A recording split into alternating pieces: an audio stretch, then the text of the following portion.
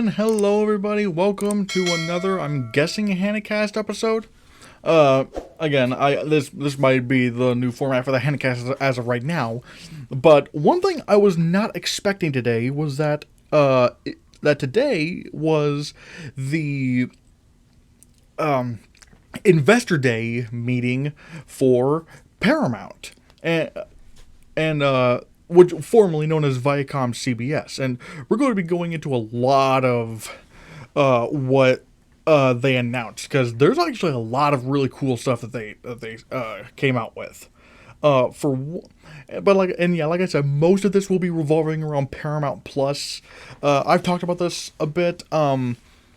I like the service, although I will say there's not a ton of original content on there that I watch. I mean, I've watched the new iCarly, and I will say, aside from the first 3 episodes, which are pretty terrible, after that the show just got way better, and in some ways may have improved upon the original iCarly. In some ways, I mean, granted, Dan Schneider's not in there, so any of his weird fetishes aren't going to be present in this new Paramount, the new Paramount Plus iCarly. Even though, granted, iCarly isn't, the actual web show isn't even much of a thing. It's just more, Miranda Cosgrove doing her own thing, or well, like the Carly character, and Nathan, Freddie. Damn it, fuck. Regardless, I really like the new iCarly, but there's not a whole lot on there else that I particularly am interested in. But we are going to be talking about it, because it is a big tentpole streaming service, and granted, I am a subscriber to Paramount Plus, mainly due to the fact that Paramount movies come on to Paramount Plus around 48 days after, or 46 days after showing in theaters. So, yeah. But regardless, let's just jump right into it. So, yeah. Anyways. Yeah, first thing of note is that Viacom CBS is now rebranding to Paramount, which I find it's very fitting, because I feel like Paramount is a more globally known brand, and so it makes sense to just call it Paramount. So I do like that. So yeah, one of the things they said that I found very interesting was that they said starting this summer, that they are bringing Showtime into the Paramount Plus app if you sign up for the Showtime plus Paramount Plus bundle. And I'm not gonna lie, that's really attractive to me, because there is quite a few stuff on Showtime that I really like, and plus there are movies, that show on Showtime that aren't on other streaming services that do interest me. So I do like this idea. I might sign up for it. I just have to figure out, well, for one, how much it's going to cost, and also, if I can just include that into my, because I'm currently on a yearly subscription to Paramount Plus, so I want to know if I'll be able to seamlessly integrate that into, like, I don't know. I'll have to figure that out. But again, I feel like this is a good move, because I think even they know that they're not gonna grow Showtime anytime soon. I think, hell, this is honestly what I really feel like Disney Plus is going to be doing with Hulu in a few years.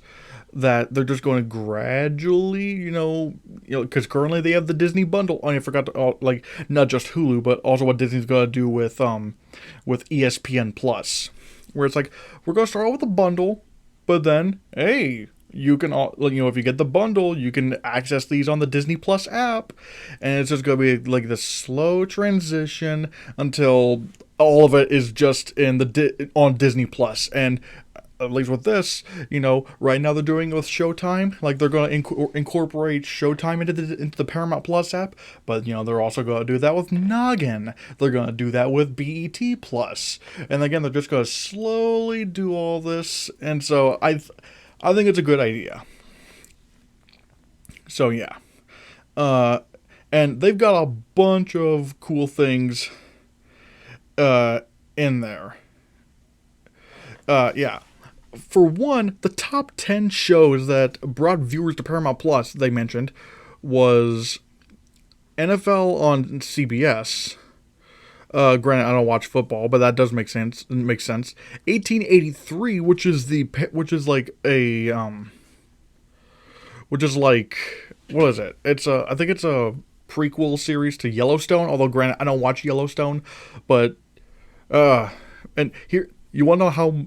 Fun fact: you want to know how bad, HBO Max's idea was to have, the to have simultaneous day and date theatrical releases on HBO Max. I think the biggest success for HBO Max when it came to streaming movies, like day and date, their biggest success was Mortal Kombat. And even that did not come anywhere near as close to the premiere of 1883. So, and even Paramount seems to acknowledge that movies belong on the movie screen. Like, that's where they make the money. But anyways, 1883, iCarly, which is not, well, okay, it shouldn't be that big of a surprise, because, I mean, that attracts a lot of Gen Zers like me who grew up watching iCarly. Paw Patrol, that is absolutely not a surprise whatsoever. Like, joke all you want about Paw Patrol. I've made my own jokes, but kids fucking love that show. They love that show. And really, at least from what I mean, okay, like I saw the movie. On Paramount Plus. And if the movie is anything like the show, I can see why it would appeal to kids. Because, it has good lessons. There's no, dumb potty humor or anything like that. It's just a nice message and some adventure, at least from what it seems. So, the fact that Paw Patrol on here was like one of the top 10 most viewed content on Paramount Plus is absolutely not a surprise to me. A Quiet Place I'm assuming it's A Quiet Place Part 2 that they're talking about. Again, not a surprise. I thought, because like the first A Quiet Place was such a big hit, and now seeing, the sequel, get on Paramount Plus about a month and a half after theatrical release, yeah, that's not shocking. Infinite, again, that's a bit of a surprise. I have not seen Infinite, although granted, a lot of people have. So yeah, Clifford the Big Red Dog. Again, I'm not that shocked over it because, I mean, it was a big movie coming out. Hey, get big because it's Clifford. But yeah, it was still a shitty movie. Hell, remember when I was saying that, Paw Patrol, the movie, didn't have any dumb potty humor, no farts, no poop, pee jokes? Yeah, all that was safe for Clifford, apparently, because Clifford was literally what I was worrying about Paw Patrol, the movie, being. But, man, I'm not gonna lie, Clifford, that fucking Clifford movie made me so angry, and I don't know why. I don't know why. That fucking Clifford movie made me so goddamn angry for, no reason whatsoever. I just, the humor was dumb. The message seemed hypocritical. It just insults the audience, especially since, at least from what I remember about Clifford when I was a youngster, I never remember Clifford being, this shamefully juvenile. But whatever. SpongeBob, again, not a surprise at all. In any sense, shape, or form. SpongeBob is a big IP, and, it's still fucking going. It's still going. So, yeah. And but although granted, I don't know if they're talking about like just this show, like just the regular SpongeBob show, because there was also that Camp Coral series that came out, and there was also the what was it? The SpongeBob movie Sponge on the Run that premiered on Paramount Plus, which I will say was actually fantastic. I thought it was easily the best SpongeBob thing to come out since the Steven Hillenburg era. So yeah, South Park, although I'm assuming they're talking about the South Park COVID specials, because currently, South Park is on HBO Max, and we'll get to that here in a bit. But if we're going by those two things, then that's really impressive.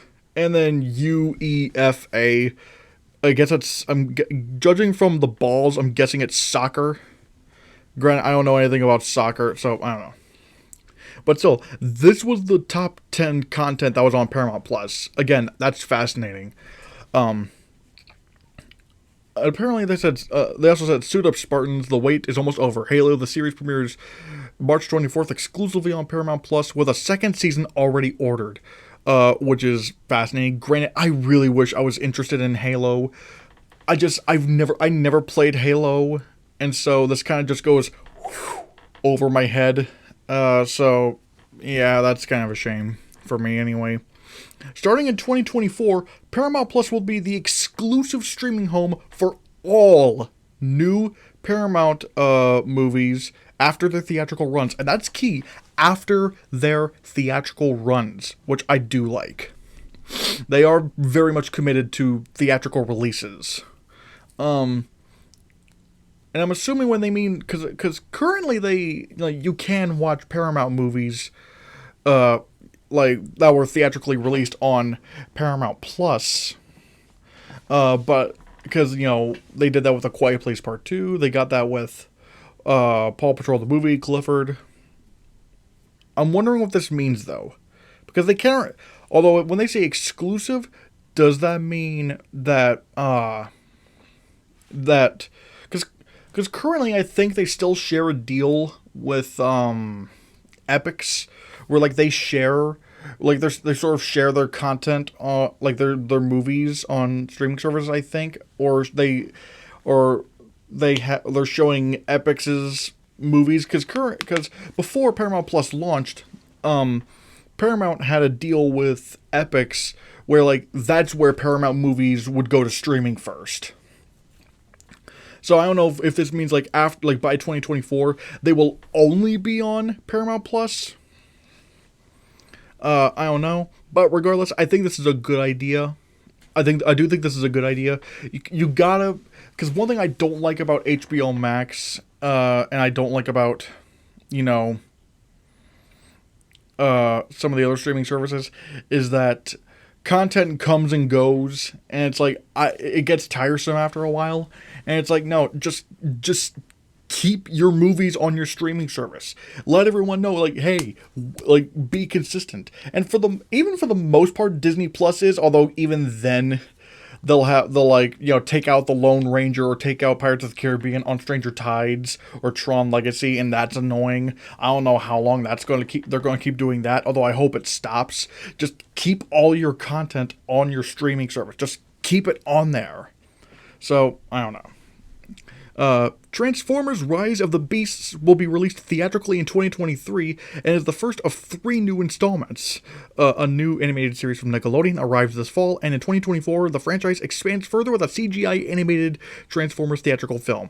I'm not gonna lie, I'm really, really excited for Transformers Rise of the Beasts, because, I mean, for one, Bumblebee I thought was fantastic. Like that was a revival of a franchise that everyone thought was dead, because like everyone hated people were kind of mixed on the first Transformers movie. I really liked it, but then the sequels, everyone hated them, so much so to where the Transformers The Last Night literally flopped, like became the first Transformers flop.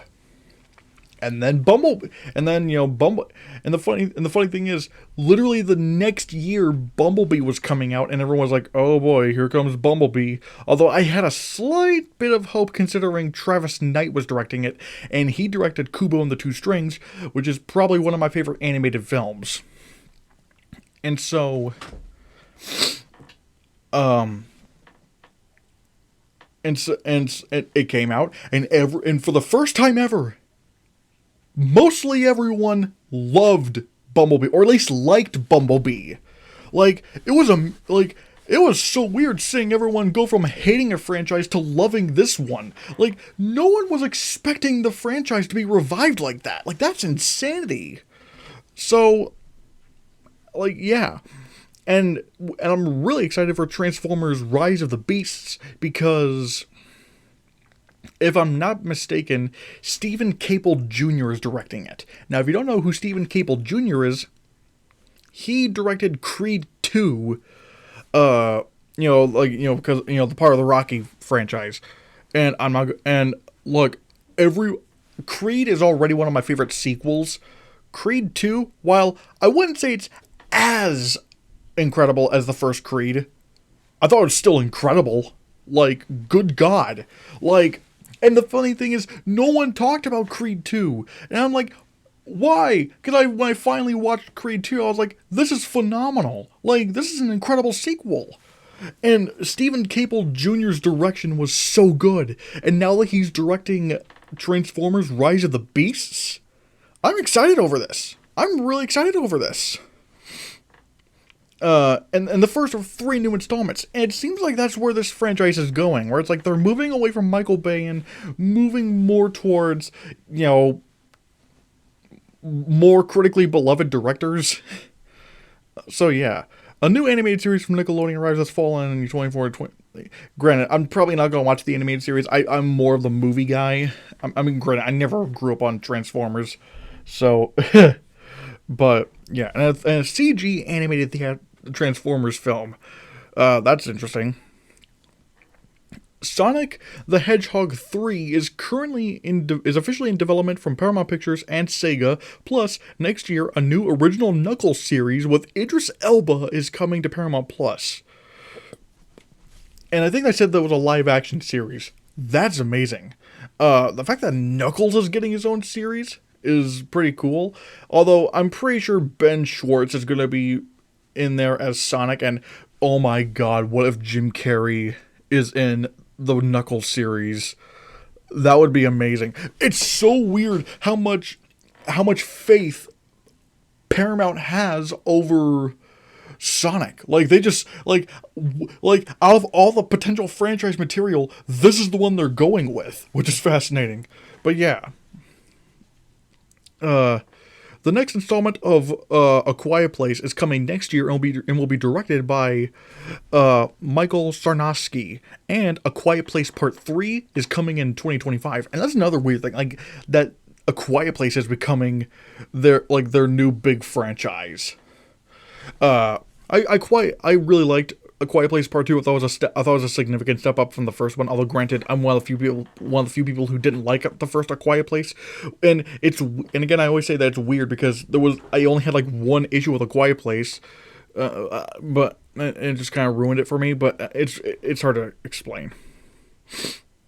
Paramount theatrical blockbusters like Top Gun Maverick, Lost City, and Mission Impossible, I think, yeah, the new Mission Impossible film, and Dungeons and Dragons will make their way to Paramount Plus. Again, I'm assuming after the theatrical releases, as they said.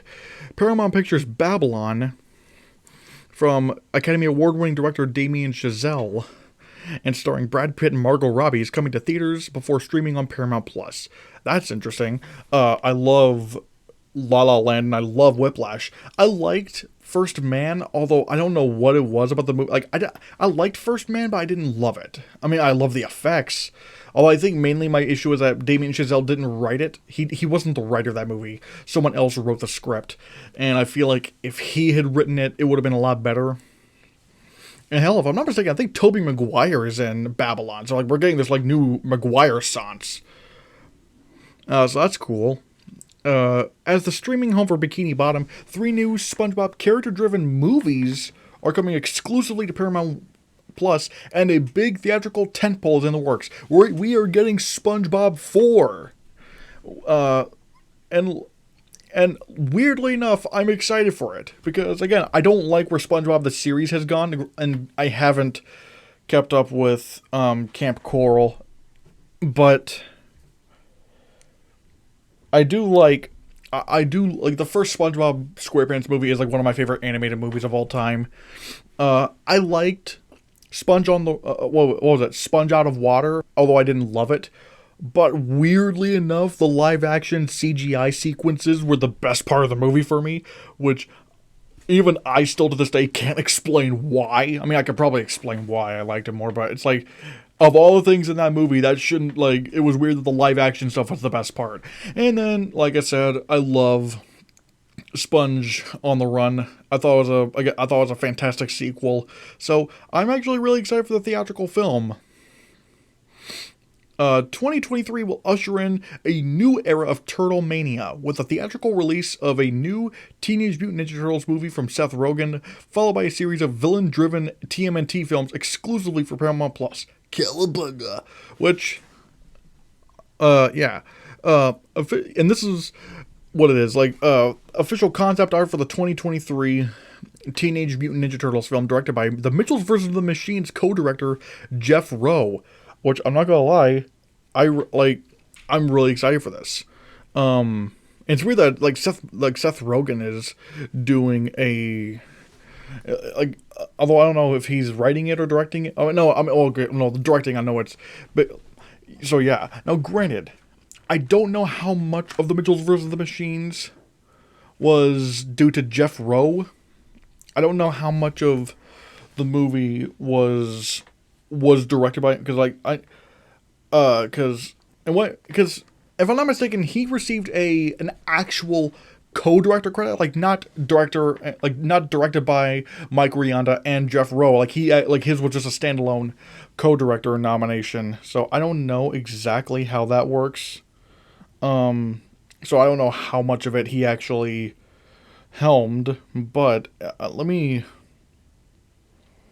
look for Best Animated Feature at the Oscars,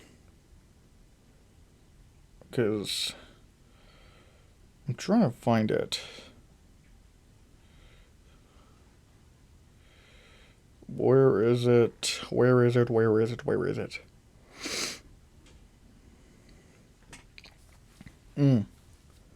Alright. Okay, yeah. So he didn't get nominated for Best Animated Feature Film. He wasn't for the Mitchells vs. the Machines, but again, I mean, he was apparently heavily involved as a co-director, so I'm interested. Although I will say, a series of villain-driven TMNT films exclusive for Paramount Plus.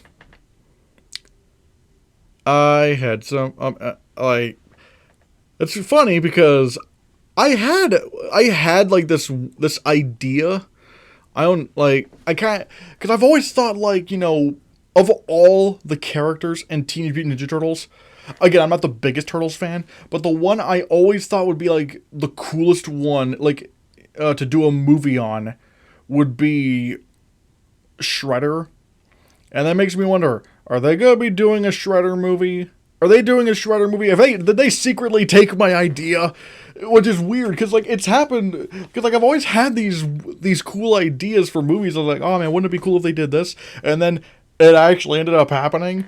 For one, I remember way back in the day, I thought, man, wouldn't it be cool if they did a Christopher Nolan-esque Superman movie, and it was called The Man of Steel. I always thought that would be kind of cool. And then that actually ended up happening. And I'm like, oh, okay. So yeah. So it makes, although granted, the ideas I've had for a Shredder movie would be make it as close to an R rating as you can without going R rated, going a really harsh PG-13, and really, although granted, with the ideas I have in my head, there's no way they would ever do something like There's no way. I don't think Paramount would their ideas couldn't possibly be the same as my ideas, because I'm not going to really give it away here, because I don't know if I would ever want to. Maybe I might want to approach them one day with this idea. But I have certain ideas about a Shredder movie that I'm wondering, like, would they actually do that? And if they do, I'm gonna really that'd be probably too much of a coincidence. But I'm being too vague. I'm gonna move on. So yeah. And on February 17th, we have the Paramount Plus debut of Big Nate, an animated adaptation of the best-selling kids book series.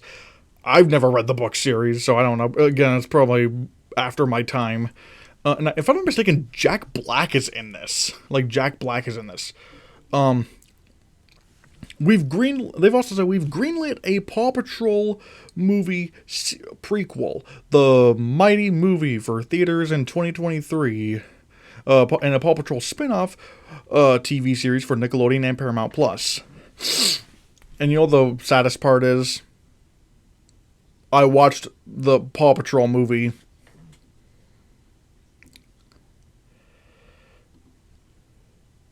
It's not that bad. It's really not. I mean, okay, granted, I'm not gonna nominate for Best Animated Feature or anything, but, like, especially when you compare it to something like Clifford, which is so ungodly stupid, it's like, oh, well, you know what, like, that Paw Patrol movie, like, yeah, fucking Paw Patrol had more dignity than Clifford ever did.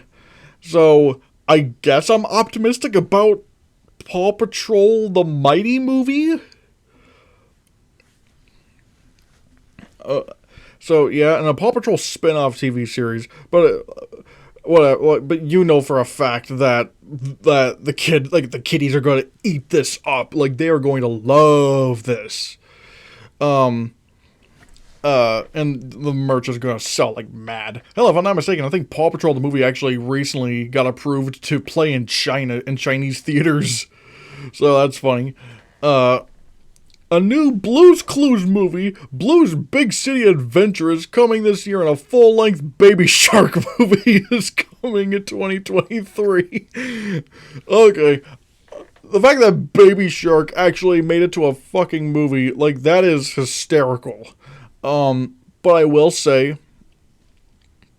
the fact that they're actually No Way Homing fucking, Blue's Clues, but, like, this is literally Spider-Man No Way Home with Blue's Clues at this point. Where now I'm just expecting, fucking Joe to save Magenta from falling, and then he gets emotional because, he wasn't able to save Boris all those years ago, but, now this acts as a redemption.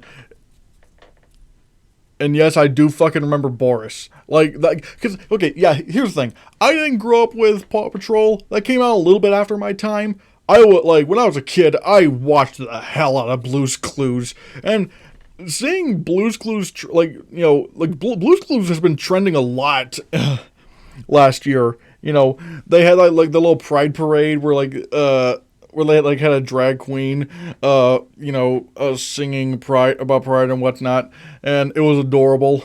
And then, oh god, there was that little moment, that one video where, Steve, was talking to the camera, and by the camera, I mean us, the Gen Zers who grew up watching, Blue's Clues, and saying, I forget exactly what he was saying, but it was the thing that made everyone cry, and it's like, oh man, and it's like, it became a meme, but like a wholesome meme, not like a making fun of him meme, but god damn it.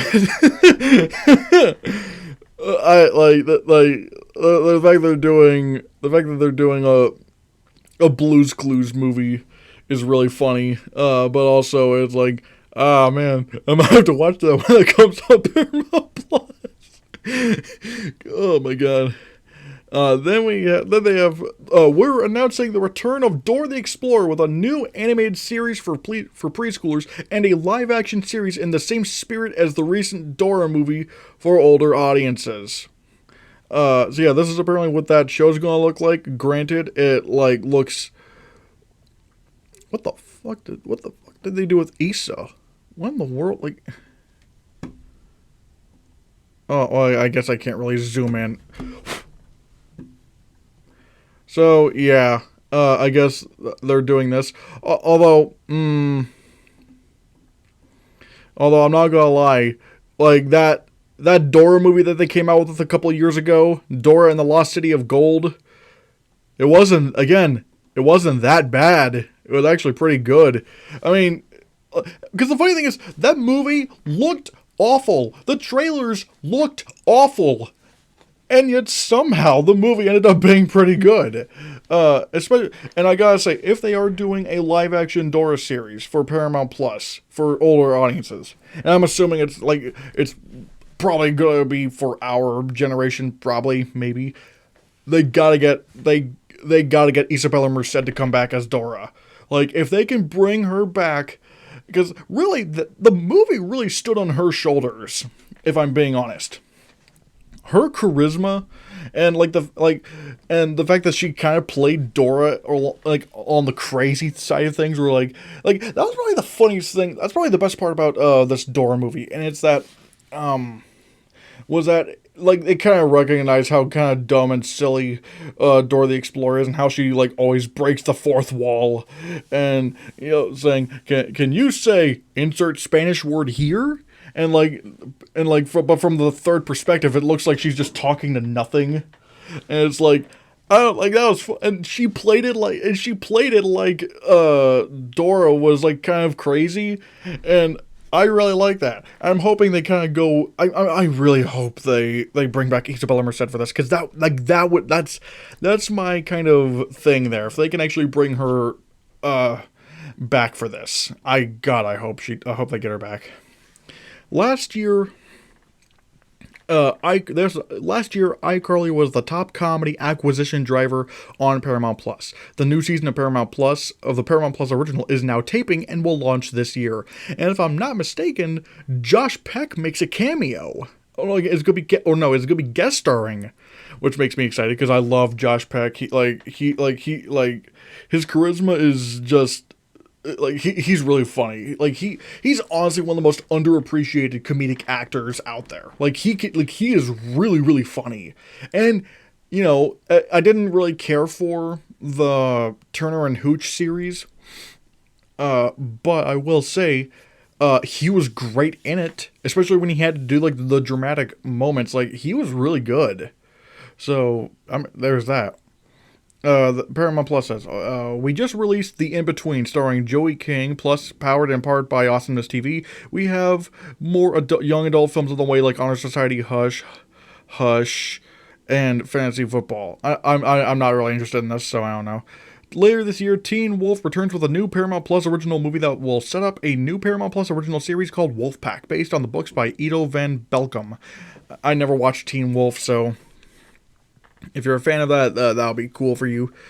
The Star Trek universe is expanding on Paramount Plus. We are premiering a brand new series, Star Trek Strange New Worlds, on May 5th, starring Anson Mount as Captain Pike. Although, I'm not gonna lie, May 5th, I don't know if this has anything to do with the fact that it's literally the day after May the 4th, which is a Star Wars thing. God, I swear to God, honestly, if I were in charge of this, I would have the premiere of that new series I would have the premiere of Star Trek Strange New Worlds.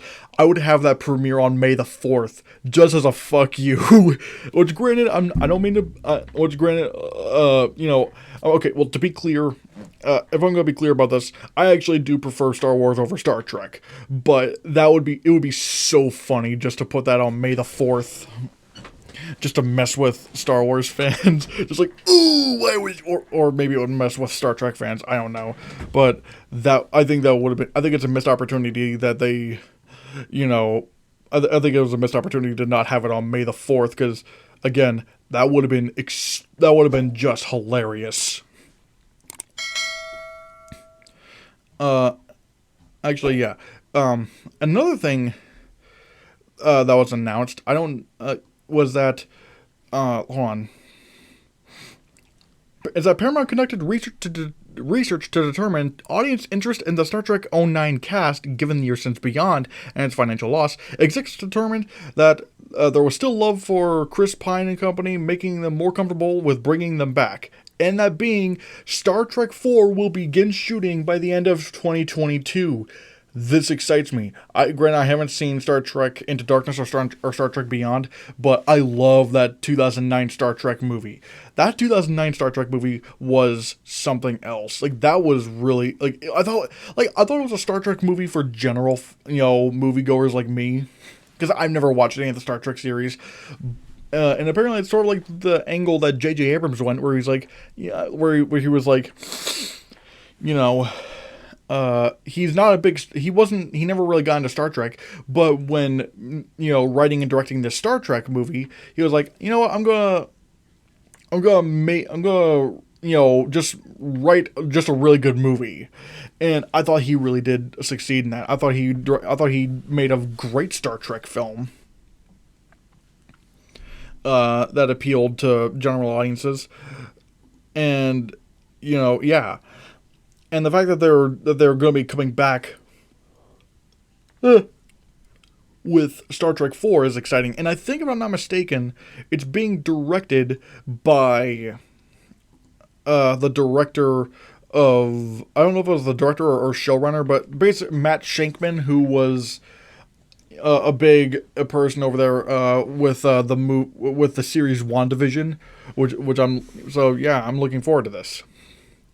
The NFL on CBS is television's MVP, most valuable property. The Thanksgiving Day game was the most streamed regular season NFL game ever on Paramount Plus. The momentum continued into the playoffs last month with our most streamed non-Super Bowl weekend ever. There will be even more soccer to watch on Paramount Plus. We've secured the rights to the Women's Super League. We're also expanding internationally with the English Premier League in Mexico and Central America. Paramount Plus is also home to breaking news and original content from CBS News, including a newly rebranded 24/7 streaming news network that will feature original programs, a slate of docuseries, and on-demand access to CBS's iconic news franchises. Its two CBS TV Studios series became Paramount Plus originals this year, Evil and SEAL Team. And today we're announcing plans for a new SEAL Team movie event. I don't watch any of those, but if you're a fan of those, hey, that'll be cool. Oh boy, they've gone back to this. The shores have gone global. Rio Shore and Acapulco Shore launched with Paramount Plus in Brazil and Mexico, quickly becoming the #1 series in both markets. Both series have been renewed, along with the addition of 7 new shore shows around the world. Oh boy, like this, more Jersey Shore stuff. Although I never understood why people liked those, but hey, if you do, we're making reality competition history with the first ever globally connected competition series, Challenge. It's the Challenge. The Challenge, War of the Worlds, only on Paramount Plus. Exciting South Park news. All right, this is something I'm interested in. South Park will premiere 2 events on Paramount Plus each year for the next 6 years. So they've already done that this year. So yeah.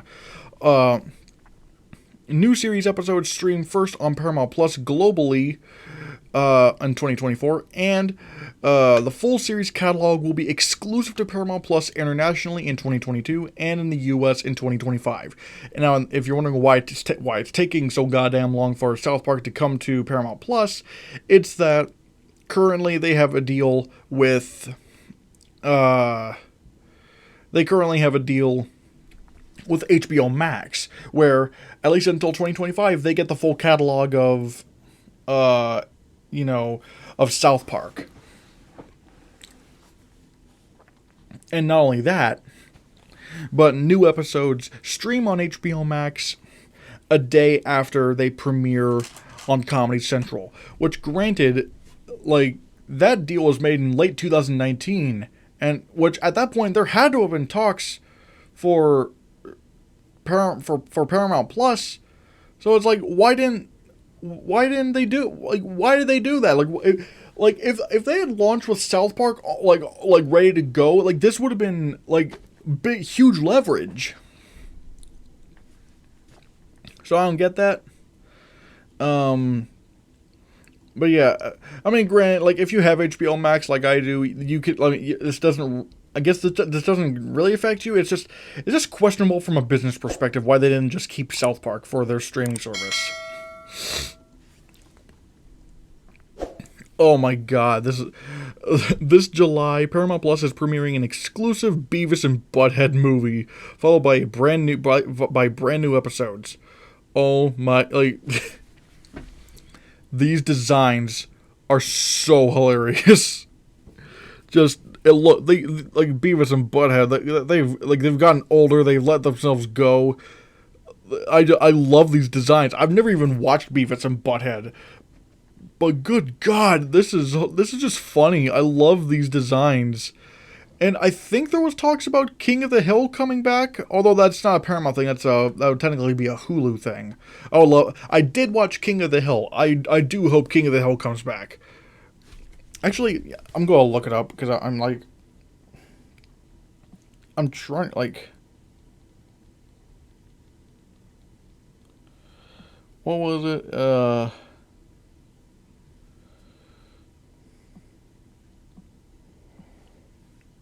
I'm trying to remember. Like, did they say that King of the Hill was coming back?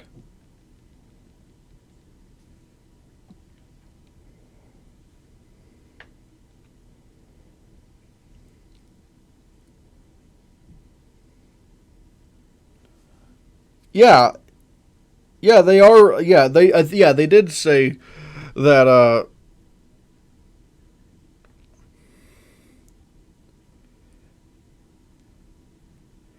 Yeah. So it is. It's good. Yeah, the King of the Hill is being revived. So, but again, that's not Paramount. That is technically 20th Century Television, which is now Disney. But yeah, But regardless, I'll probably watch this Beavis and Butthead movie. Actually, I did watch Beavis and Butthead Do America, and it had one of the weirdest trip out sequences I've ever seen in my life. So yeah.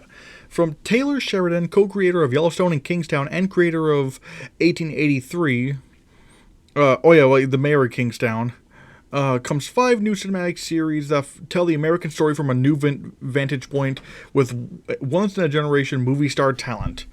Again, I haven't seen all that stuff, so yeah. Oh my God, this is something I am actually looking forward to.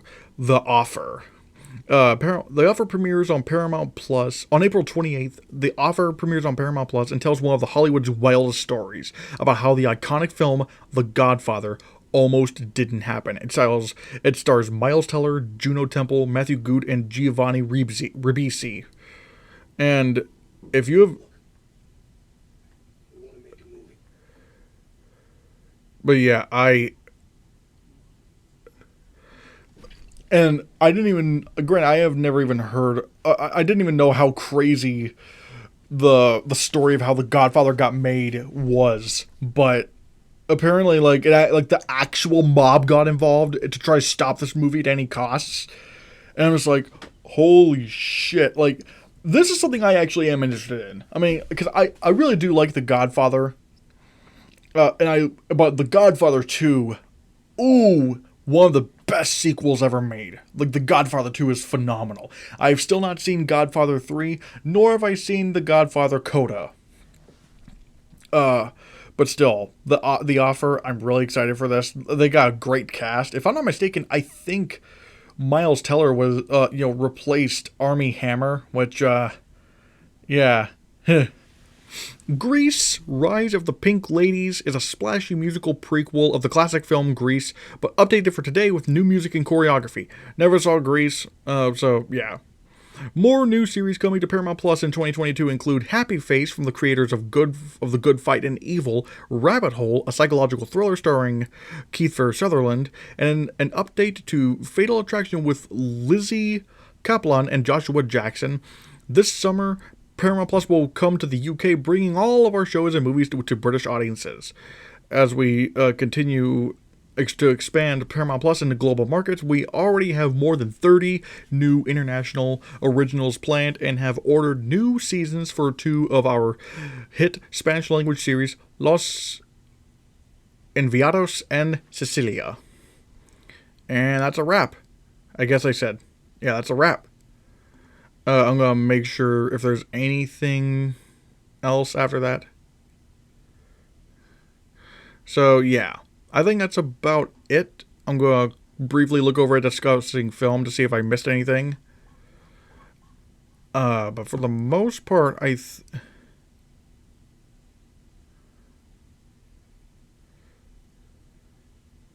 oh god, wait. Arden Cho passed on returning for the Teen Wolf revival movie after she was only offered half the salary presented to the other actors that were also returning.